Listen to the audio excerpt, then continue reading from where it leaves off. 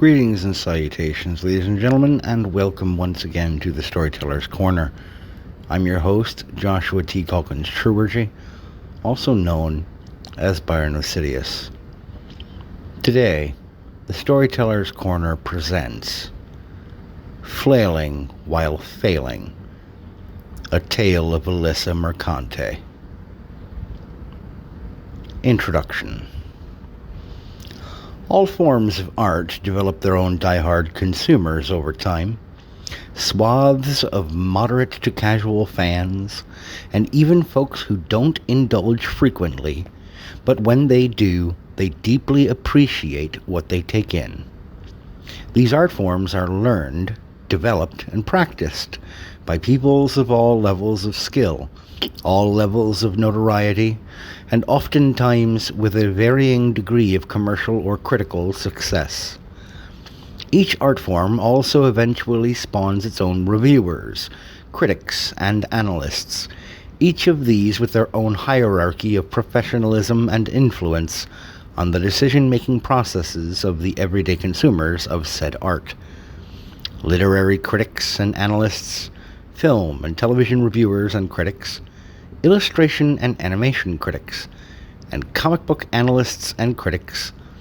All of these folks come into the secondary ring of their chosen art forms, predicated upon their love and appreciation of the art form in question. Since the mid-1980s, the medium of video games has gained popularity in drips and drabs, with a noticeable spike in popular culture saturation in the late 1990s to early 2000s, thanks largely to the ubiquity of the Sony PlayStation, and advanced in terms of complexity at a pace that almost defies normal description, particularly when compared to the other, more classically recognized forms of art partaken of and created in the world. This is doubtlessly owed primarily to this art form's reliance on being a production of technology, which advances at a pace that is exponential, rather than cumulative, in effect. But much like comic books, print and digital books, television shows and films, and even classical paintings and illustrations, the art form of video games are not just an art.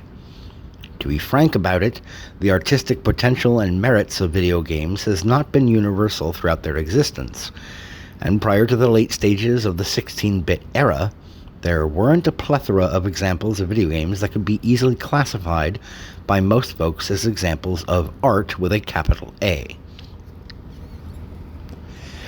Prior to this, video games were largely relegated to the status of children's toys and distractions, electronic baubles that the world's children could distract themselves with without the need to take up a lot of physical space, since they were confined to the four sides of a television screen for interaction and play. Like those other forms of art, however, video games over time gathered not only an audience of consumers and fans, as well as studied critics, but the moment the industry behind their creation became influential and profitable, another crowd started to gather around video games. Journalists specializing in that specific industry. And this, friends and neighbors, is why we even have the Mercante creature in the first place. Degrees make a difference, though not always a good one. Obtaining a master's degree of arts in modern and contemporary literature in 2016 from Newcastle University, one might be forgiven for assuming that Alyssa Mercante would seem on paper to be eminently qualified to work in the field of journalism, particularly in the capacity which she deploys. That is to say, by approaching the video games that she engages with primarily with a focus on plot, character development, narrative voice and mechanics, and with an eye aimed at finding the small world-building elements and details that can craft a final product that brings players closer to a work of video games as art, as opposed to video games as distraction. Yet let us not overlook that demonstrable and oft remarked upon pattern over the course of the last 20 to 30 years at minimum of Marxist/postmodernist propaganda and ideological indoctrination being plastered entirely throughout the studies collectively referred to in academia as the humanities. Couple this with a New York native in Mercante, one who was undoubtedly already liberal in attitude and inclination, pour in a dash of avarice in seeing video games as a, quote, easy in into the broader field of journalism as a whole, which is itself steeped in fringe leftism, and ending up with Alyssa Mercante in her current form is damned near guaranteed to happen no matter how you spin the circumstances that brought us here. Surely, Josh, that can't be all it took to make her the way she is, right? I think you may be right.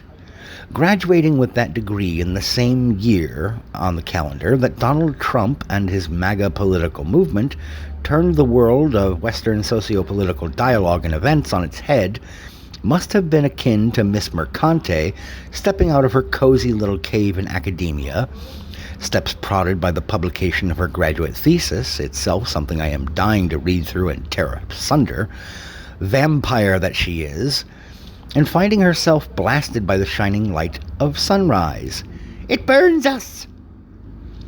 Where Mercante is at, as of time of this writing, May 31st, 2025, is roughly the same position she was in shortly after leaving the safe spaces of her collegiate setting, working as a freelancer for pop culture outlets. The primary difference between then and now is her portfolio padding and her general reputation, which, if Rolling Stone had any wits about them, they would look a little more carefully at. Then again, this is the same publication that assured the world that Mattress Girl was a real and true victim of oppression and sexual assault/misconduct, so perhaps in that regard, Rolling Stone is the perfect fit for a disingenuous, lying little poor me victim Olympics medal winner like Mercante. Among her early career credits as a freelancer were outlets like Playboy, Vice Games.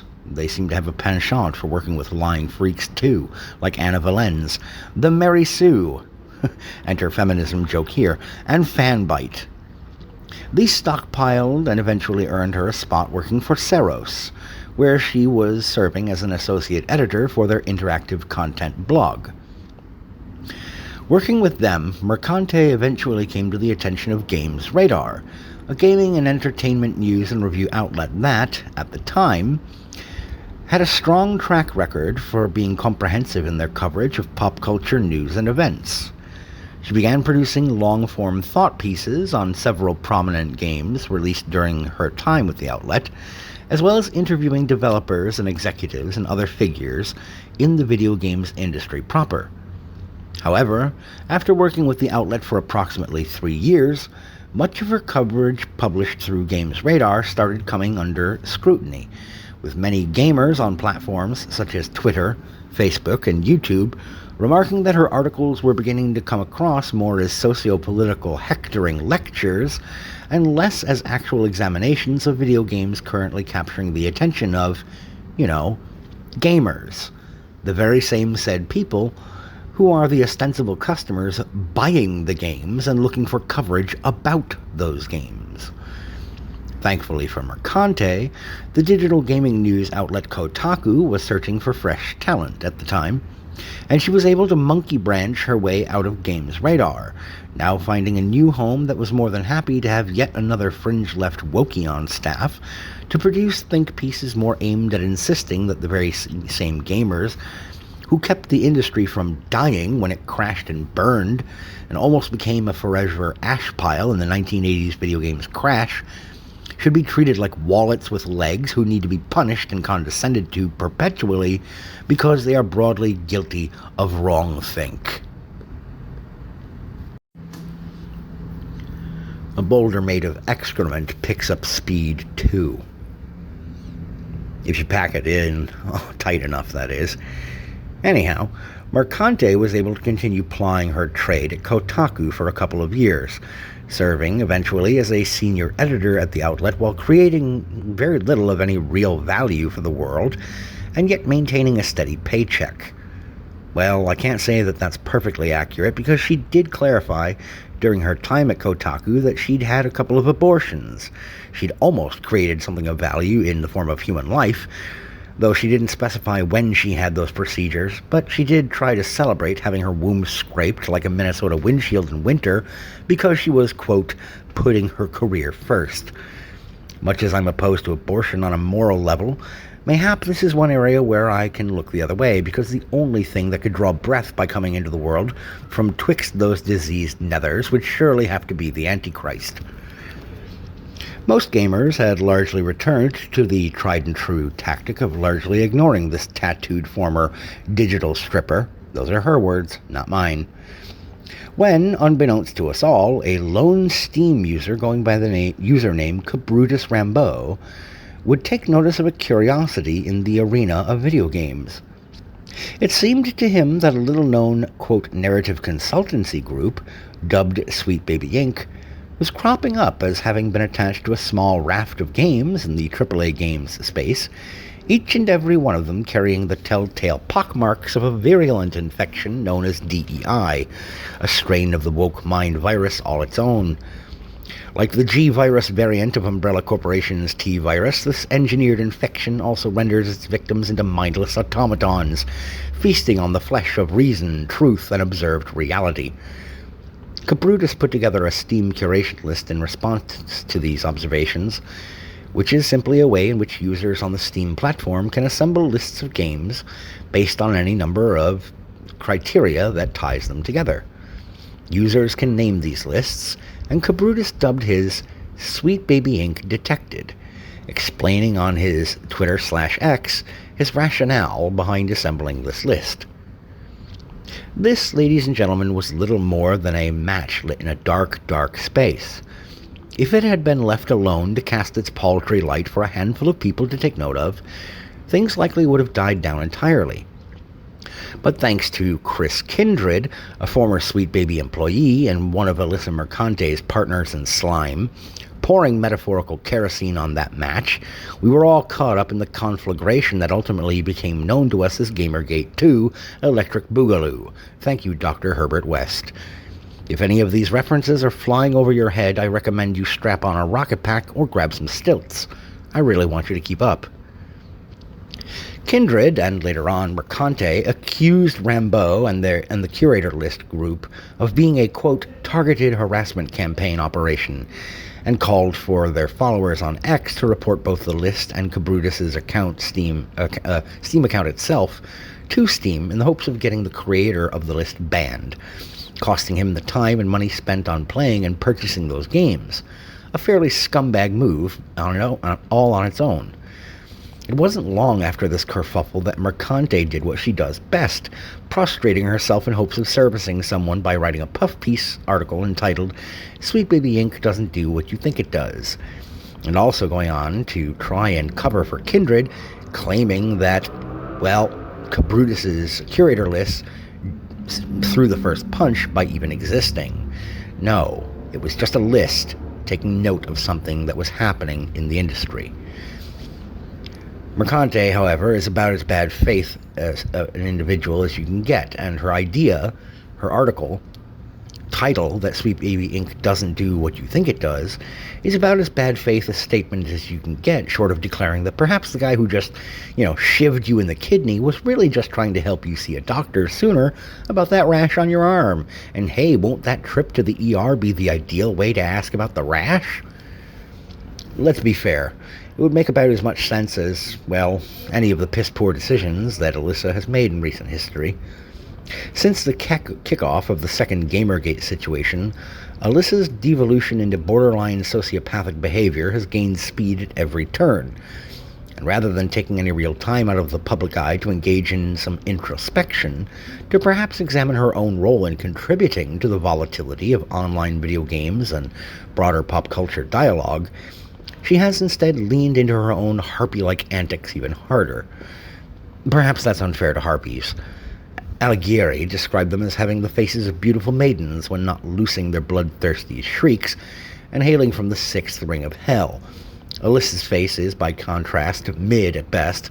She is too maidenly as a Wolverine is too cuddly, and she hails from Brooklyn, a suburb of Hell's seventh ring. More hot air than a Macy's Day Parade.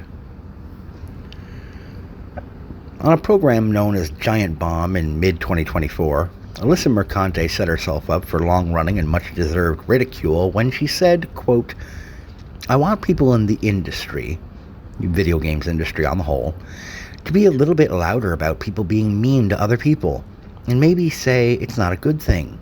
Maybe say we don't want you around if you're going to be a cunt and hateful. The lack of self-awareness is over 9,000, folks. And the games industry naturally, not because anyone is making them be diverse, because the world is diverse, you stupid motherfucker. And if you have a problem with that, come fight me, physically, bitch." When asked if anyone had taken her up on this bit of peacocking, Alyssa said, "No, because they're all pussies."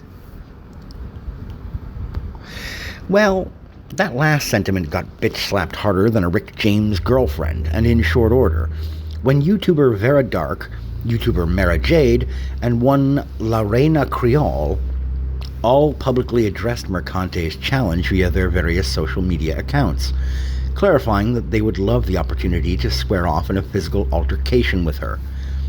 Apparently, nobody wanted to go the Andy Kaufman route, as no men responded in a similar fashion that I'm aware of, but that's okay. Anyhow, Vera Dark was quite thorough in setting out expectations about how it could be done, how to promote it, and even Keemstar, a drama farmer and the operator of Happy Punch Promotions, also known as Misfits Boxing, as well as Lol Cow Live, chirped up, saying he'd love to help set the whole thing up. However, the Mercante creature ended up proving to be full of a lot of bravado and puffery, and little more. She made various excuses for not actually taking on her challengers, claiming that Vera Dark would, quote, "earn money from this, and I dislike you." By her own logic there, the purchase of games worked on by Sweet Baby Inc. would earn money for them, and lots of us dislike them, so wouldn't she be in favor of us not buying those games? But asking for consistency from her, from an entity that probably can't hold a position or thought in its head for longer than it takes to achieve some momentary pleasure or benefit. Well, except for maybe doggy style, I'm sure that's a position that she can maintain. After all, she did get knocked up at least twice that we know of. Tangents everywhere. You don't tumble roll after getting launched from a trebuchet. By the time the folks at Kotaku finally cut Mercante loose, a circumstance that she waffled on more rapidly than a 1990s Republican on homosexual relationships, prior to and then immediately after being caught in an airport bathroom getting freaky with a stranger of the same sex, claiming at one point that Geo Media terminated her ass, and then claiming at another point that she made the decision to leave on her own. Seriously, which is it, Alyssa? That particular outlet's roll of the die had already been cast and recorded. Their odds of sticking around for much longer are about as good as a level 1 goblin's of hitting a paladin in full plate armor with enchantments dropping his AC to -8, so unless their Thaco has received one hell of a blessing from the High Lord of Pie, things don't look too good. Alyssa hasn't exactly responded since getting let go in the healthiest of ways, swiftly turning her attention to any and all online personalities who celebrated her removal from Kotaku with the sort of violent resentment normally reserved for revenge-themed spaghetti western films, or serial killers. Of note among these was SmashJT, a video games industry commentator and YouTuber. She took quick aim at him for his producing a list of his own, dubbed Kotaku Detected, on his own website. By and large, the list simply provided profile rundowns of many of the folks working as reporters and commentators at Kotaku, all information that was sourced from publicly available sources online, most of it provided by the staffers at Kotaku themselves. This wasn't some kind of deep dive or digital archaeological dig on these people. The vast majority of the info that SmashJT assembled was freely shared out there to the world by the folks on the list themselves. Yet this wasn't acceptable to Mercante, nor to Nick Calandra, another connection in Mercante's web of tolerant leftist cat's paws. Calandra went so far as to attempt organizing a mass reporting campaign to the host of Smash's website, which temporarily succeeded in getting the hosting service to shut down the site.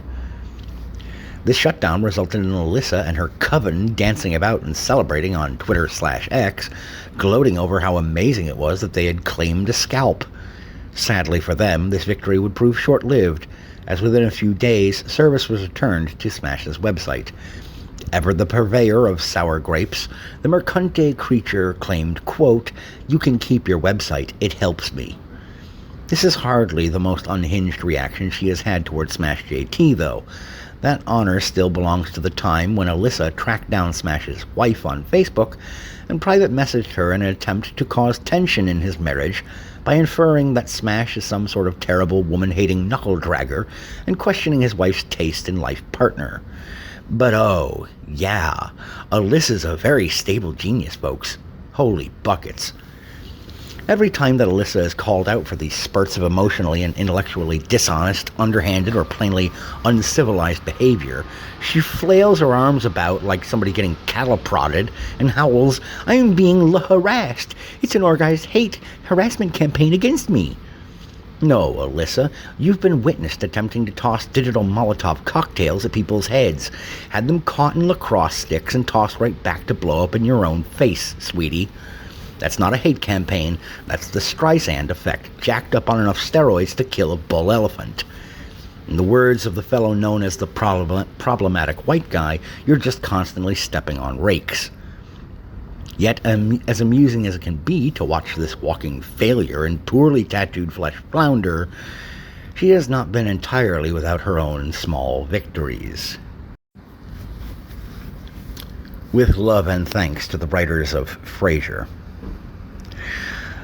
Alyssa Mercante is a cancer. How precisely does one deal with a cancer? Do you sit it down and try to reason with it? Do you say, "Come on, Cancer, let's see if we can't get you to calm down," and try negotiating with it? No, you cut it out. If you're familiar at all with the show Frasier, you'll understand the reference here, and hopefully I'll be able to convince you now that it is absolutely true. Ryan Roger Athay, another commentator and fascinating character now banished to the obscurity of being a Rumble-only content creator and streamer, after being removed entirely from YouTube, to date, as of this time, he still has received no formal explanation as to why this is. No strikes, no warnings previously, just completely gone. Has frequently in recent weeks been pointing out that people like Alyssa cannot be simply ignored in the way that some schoolyard bullies could be ignored and made to go away, to cease their antagonism. In this regard, I personally believe that he's absolutely correct about Mercante, because the motivations behind her activities, both known and merely suspected, are not those of the schoolyard bully. The schoolyard bully is often looking to assert some form of dominance over those against whom he sets himself, reveling in his victims' fear and capitulation to their demands. He lords this terror over them, and this often helps them feel in control of their own little worlds, grants them a sense of importance and balance in the event that they themselves are being victimized at home. But this is not Alyssa's motivation, I suspect. No, I think she's a bit more along the lines of thinking similar to Herbert Marcuse and his philosophy of repressive tolerance. For those not in the know, a brief summation of this timeless classic of the communist-minded. In essence, the tolerant leftist must collectively enforce societal punishments against any and all comments or sentiments alluding to or outright advocating for any non-left-of-center origin or worldview. These punishments must be extreme, up to and including imprisonment in some cases, and only left-leaning ideas can be allowed to ever get the air to be uttered aloud or entered into the public discourse. This must be so constant that people begin to not even want to consider privately thinking non-leftist thoughts, a form of behavior and thought control so thorough that it literally prevents people from even being human beings outside of the leftist mindset. It is cultish.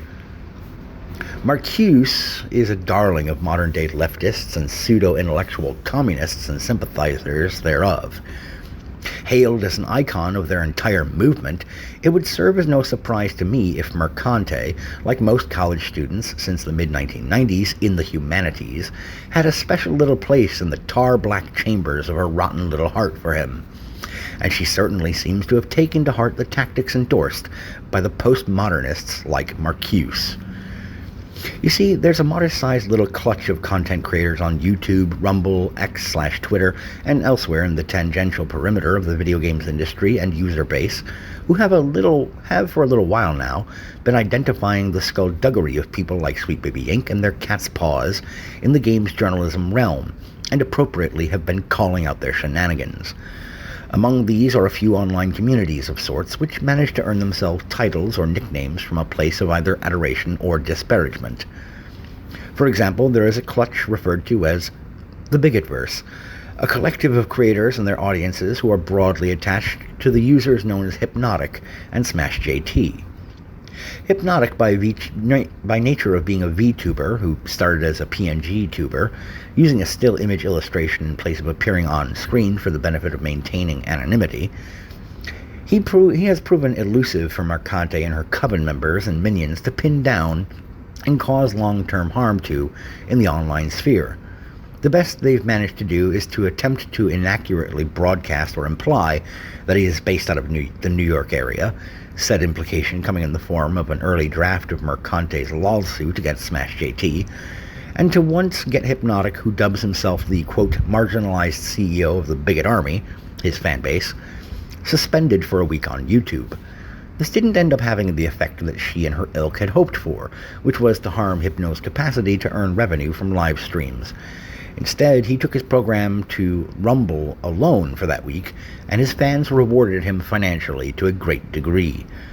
YouTube lost any and all money that they might have made from their cut of super chats for that entire week. How'd that go for you folks at Google? You listened to Mercante and her fellow ruiners of reputation, and you lost money on the deal. Seems like a dumb move if you ask me. Anywho, Mercante similarly danced and rejoiced on her X/Twitter and Blue Sky accounts when user ToastyWithTheMosty69, a creator associated with this Bigotverse cast of characters, ended up being demonetized on YouTube, an enforcement action taken against her as a direct, provable result of Mercante's rounding up her little legion to mass report and flag Toasty. Funny, for a woman who cries foul and claims that she's being targeted for harassment and cyberbullying, Mercante seems to have no qualms about doing the same damned thing to others. Given that Alyssa once remarked that Toasty was, quote, an irrelevant little channel, one has to wonder what changed her mind to the point where she felt justified in stripping the earnings potential of a mother with two developmentally challenged children. That last line there? Yeah, that's there specifically because Mercante likes to present herself as some kind of champion of women and equality and the downtrodden and less powerful and influential. That doesn't seem to line up with what she actually does when push comes to shove. And it doesn't end there with this wretched waste of human flesh either. Remember that Ryan Roger Athay fellow I mentioned before? Well, between you and I, folks, while there's not exactly a trail of publicly glowing evidence that she had a hand in his complete removal from the YouTube platform, there's enough circumstantial evidence and a marked history and a pattern of behavior such that, well, one can turn to that bit of old-world doggerel. Usually, where there is smoke, there's fire.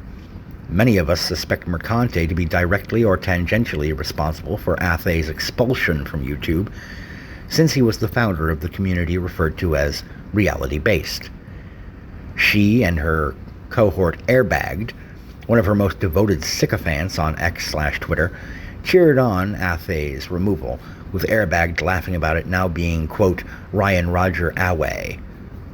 Yeah, these are the sorts of people Alyssa likes to associate herself with. She and her comrades haven't quite pushed as hard on any singular person yet to the point where they terminate their own existence, like Alyssa's heroes Zoe Quinn and Brianna Wu and their own little online army of ditto heads did during the first Gamergate situation with Alex Halauka. That was its own circus, you should look into that. But that's okay with Alyssa. After all, she's in the process of trying to rewrite history right now and find a way to insert herself into the first bit of a scenario, which will be fascinating to watch her try to do, given that she hadn't yet even graduated from college when the first Gamergate was ripping through the popular culture space. Give them time, though, she and her crew. I'm almost certain they're going to push someone to that point, and she's going to try to make herself out to be the victim there as well, somehow. And when or if they do, these people will laugh and cheer for it, because they are members of a death cult. It will mean the permanent removal of a thorn in their side from this life. These are not people who value life at all, unless it serves them and bends to their will. The latest example of someone getting clipped by Mercante's flailing keyboard warrior strikes is Atreus, another content creator focused on the video games industry and calling out the fringe leftist nonsense that has been infesting the games themselves and the people involved in making said games. Like Toasty and Ryan, his is a relatively small channel on YouTube, without a great deal of influence over large viewership bases. He has been demonetized on the platform now. Not quite as harsh a punishment as Ryan Roger Athay got, but still an attempt at silencing his perspective and getting him to back off of criticism of Mercante and her crew. The biggest fish that she's gone after thus far is SmashJT, and she's doing so in the form of a lolsuit, which I indicated before. Nobody believes her suit has a leg to stand on, which is fitting, given that Alyssa herself rarely is standing on either leg, but rather is on her knees or her back. Bazinga! All jokes aside, I've got to wrap this thing up here pretty soon, because I'm now approaching 5,000 words, and I've written short stories that don't even get this high of a word count out of me. Not many of them, mind you, but this is a much more challenging piece for a fellow like myself who prefers to work in fiction. As part of my final section here, I'd like to take a moment to directly ask Alyssa the following two-part question. Firstly, what precisely made you and your cohorts think it wise to target gamers broadly for your particular browbeating campaign? Did it never occur to you folks that gamers, whose hobby has since its early inception relied heavily upon pattern recognition for mastery, might eventually recognize your patterns of behavior in coming after and castigating them and attempting to get them removed from the various platforms that you share with them? Human beings are already hardwired for pattern recognition for survival, as noted evolutionary biologists Heather Heying and Brett Weinstein have pointed out on numerous occasions, both as educators and as podcast hosts. You couple evolutionary development and adaptation with a group of people who engage in a hobby that is predicated in large part on utilizing that pattern recognition and critical thinking skills, and the result is invariably going to be a group of people against whom your typical subversive tactics are not going to be able to continue operating without being noticed and countered en masse. In short, you done goofed, kid. In the meantime, have fun trying to find an angle to come at me with in response to this piece. My YouTube channel is small, much like those of most of your targets, but it isn't monetized, so you can't take that from me. I already have a 4-year-old Rumble and Substack accounts, so even if you remove this from YouTube, you can't make this entirely disappear. I have broken no laws for you to accuse me of, nor have I violated your precious bubble of safety as a public figure, which you became the moment you started writing bylines for Games Radar as a large-scale public-facing platform. Yeah, your whole lawsuit against SmashJT is well and truly up shit's crick, Alyssa, because you are a public figure, and you are not qualified to claim that you're the underdog in any of these interactions. For God's sake, you have a contact inside of YouTube, and just a few weeks ago, I still had more subscribers than you on that platform. So the question of how does she have a rep inside YouTube already really isn't one I imagine that you would want folks sniffing around at more intensely, since it kind of defeats the whole I'm just widow me cloak that you try to wrap yourself in like a shawl when unpleasant attention comes your way. You have nothing to threaten me with. Even if you were to find a way to get me taken off of Substack, I have 24 fiction novels for sale commercially on various online booksellers. Even if you found some method of getting rid of me from Rumble, there are other venues to take my material to and continue on. And even if you were to, by some miracle granted by God himself, get me barred from every single online outlet, it wouldn't really matter all that much, because at the end of the day, I have some things that you'll never have, Alyssa. I have a spouse who loves and supports me. I have children who love and respect me, and who rely upon me. I have belief in duty, honor, accountability, and a clean conscience. And I have faith in the glory of the kingdom of heaven, which I strive to be worthy of, despite falling ever short of that grace. From all indications that I can see, these things will remain forever out of your reach. And at this point, I don't much care what becomes of you. Honestly, nobody should.